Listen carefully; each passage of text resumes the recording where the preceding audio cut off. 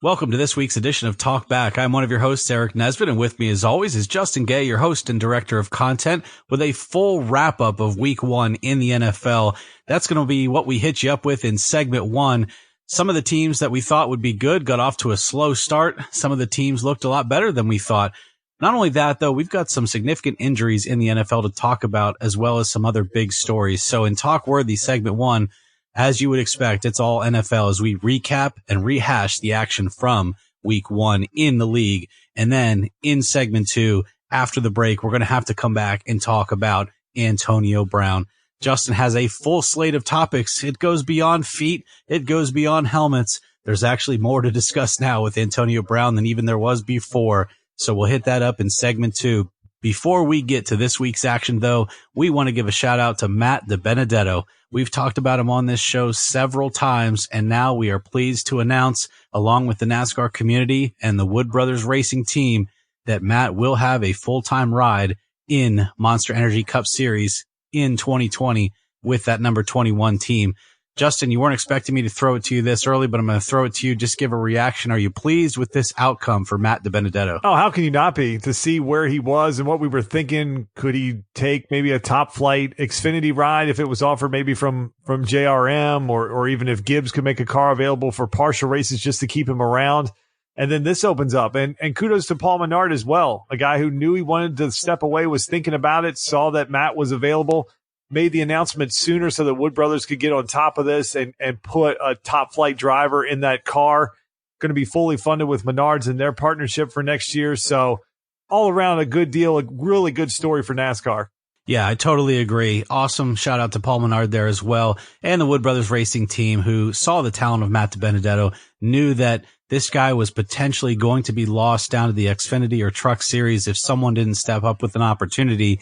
It turns out Paul Menard wants to retire, spend more time with his family. Certainly nothing wrong with that. And then he gave the recommendation personally to that 21 team that he would love to see Matt take that ride. Now he's going to be in a very storied car in NASCAR along with the support of Penske. So I am very excited for Matt and his family and that 21 team for next year. Well, we've got a lot to talk about in the NFL. So right after this, we'll hit you up with all of the talk-worthy news, notes, and action from Week 1 in the league. That's coming up on episode 304 of Talk Back.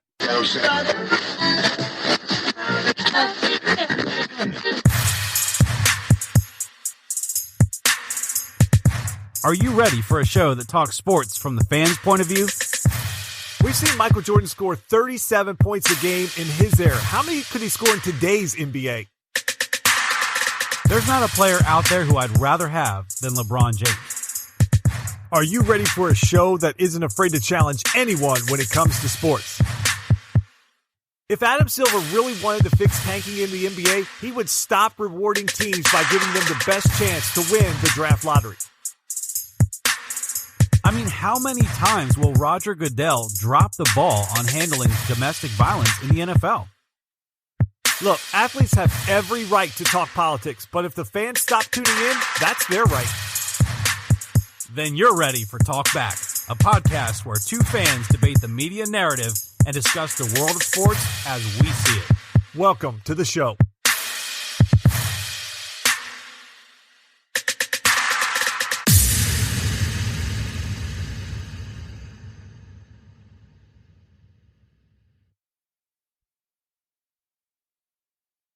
We are back. It is episode 304. Not only are we back here on the show after the break, the NFL is back. And Eric, the NFL has given us a ton of storylines, both on the field and off the field, but we'll leave AB to segment 2. That segment's probably going to get us pretty fired up. So let's talk about what actually happened on the field, what actually affects the wins and the losses here in Week 1. And Eric, a couple weeks ago, we did the AFC preview. We broke down the AFC North. Two of the teams that we really liked that we thought would actually be in contention to win this division was the media darlings, the Cleveland Browns and the Pittsburgh Steelers. Well, on Sunday, it seemed pretty unanimous in the early games. The team that disappointed the most by far was the Cleveland Browns. And then the Pittsburgh Steelers decided to try to take that title from them on Sunday night. in one of the worst Sunday night football games, especially to kick off the season I think we've seen in a long time. So let's open up the show here in segment one. Eric, who disappointed you the most on Sunday? Was it the Browns or the Steelers? I've got to give this one to the Browns. The Browns disappointed me the most, and I'll tell you why. The reason is they played the Titans, whereas the Steelers played the Patriots. So at least going with who the opponents were, you had to have figured that the Patriots were always going to be the better opponent for the Steelers than the Titans would have been for the Browns. Now, with that being said, I think you could make an argument for either side being the most disappointing on the field, especially statistically, although I'm still going to have to lean this one toward the Browns because one of the loudest players on their team, which would be, well, you could pick a couple, but we'll go with Baker Mayfield for this one.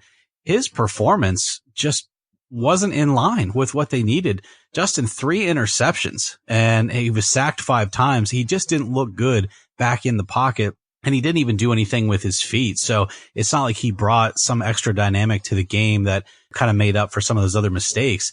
And I just thought that they looked flat. I mean, absolutely flat. So to me, this discussion revolves a little bit more around the Browns than the Steelers.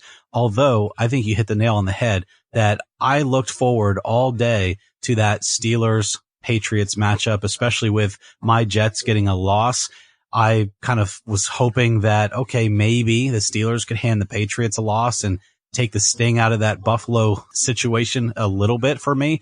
And then within the first 5-10 minutes, that Sunday night game was absolutely dreadful. So from that aspect and a primetime aspect, I think the Steelers have to take the cake. But overall, we had the Browns and the Steelers as basically our 1A and 1B. I know you were a lot higher on the Steelers than the Browns, but you know, look, those were the two teams. And then you look at the fact that the Bengals held with the Seahawks for most of the game and really were leading that game. And the Ravens, good grief. I know they played basically the local high school team, but the Ravens and what Lamar Jackson did. So after week one, we try not to react too much, but the Browns and Steelers look dreadful. Yeah. And that's the thing about it is you don't want to overreact to week one. This is 1 out of 16 weeks for these teams. It could all be different here in a couple weeks. If both these teams go on a 3-game win streak, people will look at them a lot different. But I think week in, week out, that's what this league has become. So that's kind of the storylines that you're going to get of in the week, in the moment. Who are you down on and what can you sort of look at that these teams really have to worry about? And I think you hit it. It was the Browns to me that were the most disappointing. They were a 5.5 to 6 point home favorite opening up their season at home. They've had all this hype around them. They added Beckham. They've got all these pieces. All the talk has been about how good this team's going to be. They're playing a team like the Titans, who have talked openly that maybe it's time to bench Marcus Mariota and go with Ryan Tannehill. That's how bad things had gotten in Tennessee, and Tennessee just took them to the woodshed. Cleveland looked good on their first drive, and then they were dreadful. 18 penalties for almost 200 yards. They played with absolute – they talked all offseason about not being distracted, playing with discipline, having accountability, and they did none of that. Absolutely none of that on Sunday. So their fans have to be just completely beside themselves. Mayfield had 3 picks. A lot of them were just off in the second half where they were just throwing. They got completely out of rhythm. They just got pass happy. He was making bad decisions. And now, Eric, on top of all that, you have all of this drama now that Beckham is bringing because of a watch that he wants to wear on the field that the NFL has said, okay, we're going to have a conversation. We let players wear jewelry, but they can't wear hard objects. He's been wearing this watch all through the training camp. Apparently no one said anything or no one noticed, and now all of a sudden it's a big deal, and now he's fighting back. So you have a team that already, we talked about this, Eric, when we did their preview. The one question I asked you was, this team looks great on paper, but they've never had expectations behind them. Now they do. Is the hype going to be too much for them? And week one, Eric, it looked like they absolutely bought into their own hype. And now they have this entire distraction with Beckham and the watch situation hanging over their head. We're not even talking about them playing the Jets on Monday Night Football. Everybody's talking about, will Beckham wear a watch? Yeah, absolutely. It's anything but football right now, right? So this is just absolutely ridiculous because you have given 3 touchdowns, a huge performance up to Mariota, and your defense was supposed to play well. So even if we remove Mayfield and Beckham out of the conversation, the fact that the Browns only scored 13 points, let's also bring in the fact that their defense gave up 43. Yeah, and then, like you said, that's not about football. I mean, we come off of a loss like this and we're talking about a watch. We're talking about what a wide receiver wants to wear on the field, which is absolutely ridiculous. Why do you need to have a timepiece when you're on the field playing football? I mean, are we talking about a fashion show, or are we talking about playing the game of football and getting wins?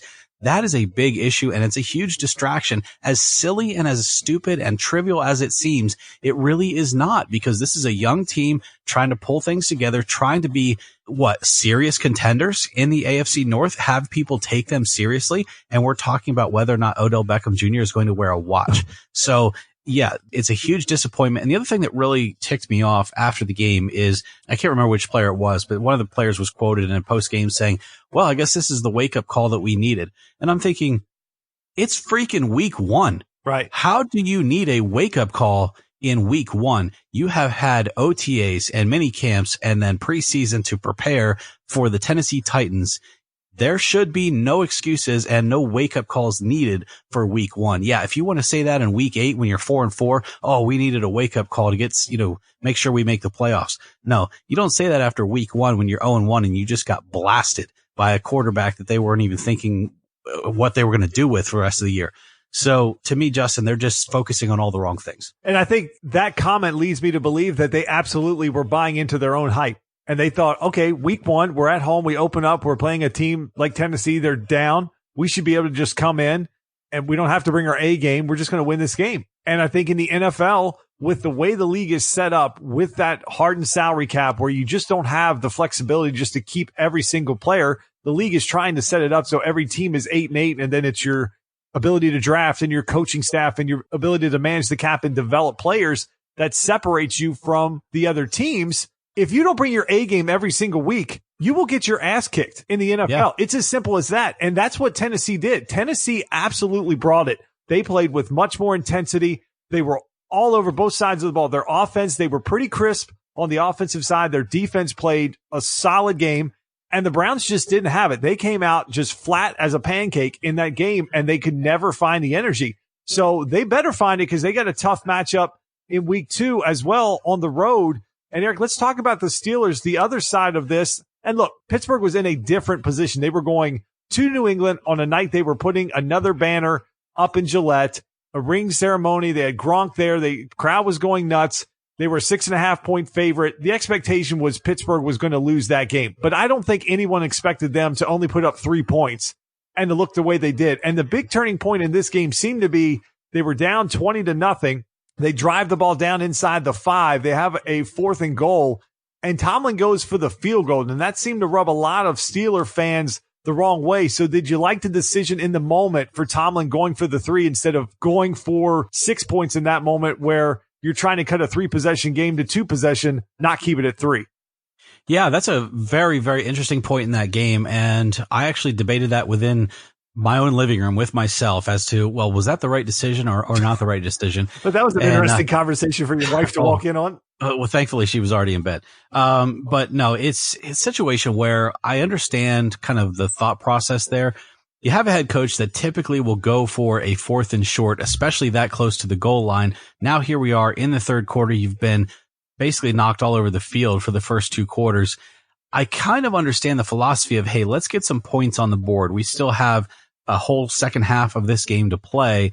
It looks a lot better if we're 20-3 and feeling like we have a chance. If we go for it and don't convert, Patriots were looking really good on defense. There wasn't really any, I don't think, scare that Tom Brady wouldn't be able to lead them at least out of the end zone, and then at very the worst have them punt the ball and regain field position anyway. And then you're still 20-0 with however much time that took.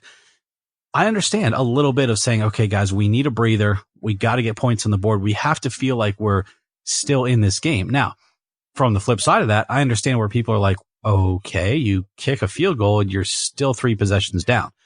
But in the NFL, 2 quarters is a long time. And, Steelers probably still felt pretty good about their offense. And if they had a change in the game plan in the second half, that maybe they felt like they could go down and score a couple, 3 times, in the rest of the game. 3 scores isn't that big of a deal. I mean, we saw that when Baltimore hangs 59 points up against Miami. There can be a lot of points scored in the league. But I also feel like if you go for it and make it, now you've given your team a different kind of shot in the arm that maybe really would have felt like, yeah, we're in this and we're in this to win this. Instead, it just